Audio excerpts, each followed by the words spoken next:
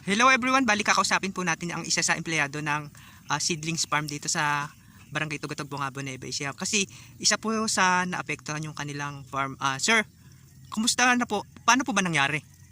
Bali kasi wala pa hindi pa direktang tumatama yung si Uwan, hindi pa siya nagalaan po sa Aurora. Bali nasira na to dahil sa lakas ng hangin, sa bugso ng hangin niya.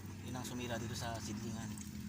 Bali masyadong malakas yung hangin. Yun yung pinaka umano sa kanya, sumira sa kanya. Then nung tumama na yung bagyo, mas grabe na rin yung naging Naging damage. naging sira. Paano po ginawa nyo nung malakas na yung bugso ng hangin, yung paparating na yung bagyo? Ang ginawa namin nung una, nag-save lang kami nung mga ipandi-deliver yung mga na kasi kailangan din ng mga yun, mga tao after ng bagyo, mga magtatanim. Ang naiwan talaga sa amin, itong mga maliliit, yung mga nakikita nyo sa paligid na yan. Bali nung yung unang ginawa nyo yung mga ready to pull out ng mga seedlings.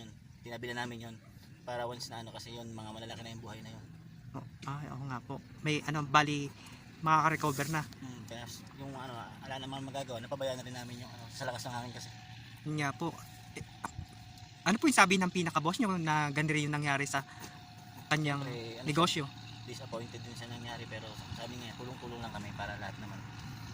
Konting tiis dahil ganun talaga, pag yan, hindi natin masasabi yan kung kailan tatama yan, di ba? Yun nga po kasi kung hindi naman gagawa ng paraan niya yun.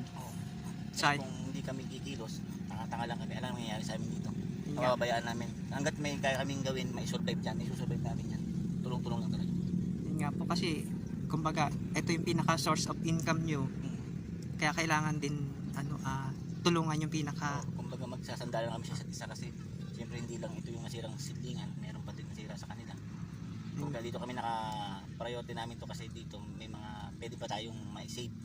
May pwede pa tayong mai-pull out para sa mga nangangailangan ng na yan, mga pananim na yan. Yun nga po, bali, ang kaya ko lang pong maitulong ngayon, sa mga farmers po dito sa Bungabo, lalo't yung mga nagtatanim ng kamati, sili, talong, available po sa kanila, lalo't pag na-open na po ulit itong kanilang seedlings farm. Bali, ang location po nila dito lang po sa Barangay Tugatog, malapit po kay Tranquility Garden. Ayan. Sir, maraming salamat po. Salamat. God bless po, ingat po kayo palagi. Okay, thank you.